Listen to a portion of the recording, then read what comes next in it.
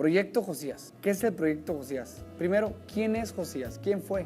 Josías fue un rey de Judá que durante su tiempo había una idolatría en Israel y en Judá horrible. Había ídolos por todas partes. A los 12 años de su reinado empezó a limpiar a Israel de toda esta idolatría. Mandó a que quitaran todos estos ídolos y después mandó a limpiar el templo de Dios. Y cuando estaban limpiando el templo de Dios, los que lo estaban limpiando encontraron algo asombroso, algo que estaba a punto de cambiar a toda la nación de Judá y aún el norte de Israel para siempre. ¿Qué fue? Pues bueno, primero les quiero contar que se lo llevaron a Josías. Él lo escuchó, se rasgó los vestidos y mandó que Israel y Judá sea transformado. Lo que escuchó fue la ley de Moisés, la ley de Dios. Esa ley que había estado perdida por generaciones y que había sido ignorada por muchos reyes. Ahora el rey Josías la había encontrado y decidió obedecerla. Y esto causó un avivamiento nacional. ¿Y esto qué tiene que ver con la actualidad? Pues es que esto me hace recordar mucho a la iglesia actual. La iglesia, al parecer, está en una decadencia espiritual en todo México y Latinoamérica. Vemos que dentro de la iglesia son las mismas estadísticas de divorcio, gente que ve pornografía, gente que vive como si estuviera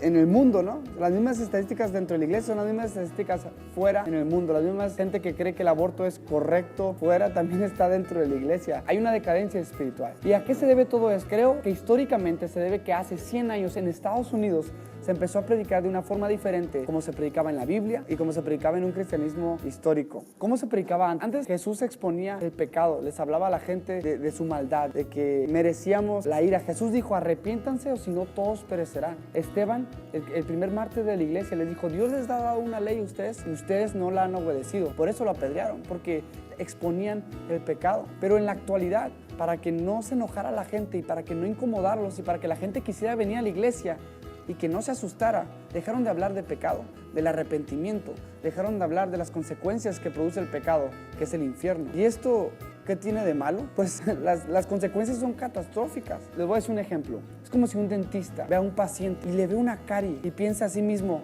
¿saben qué?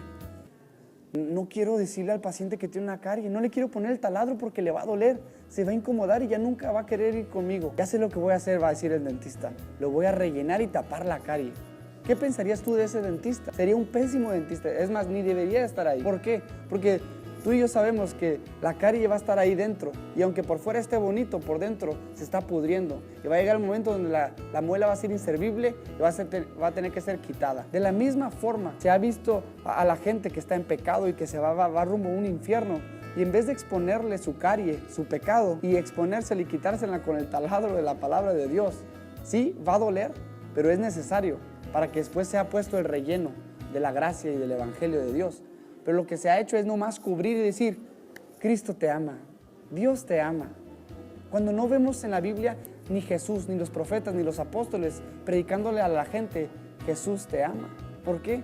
Porque los amaban tanto que querían exponer el pecado para después hablarles del amor de Dios. Verán, es necesario primero hablar de las malas noticias y luego las buenas noticias.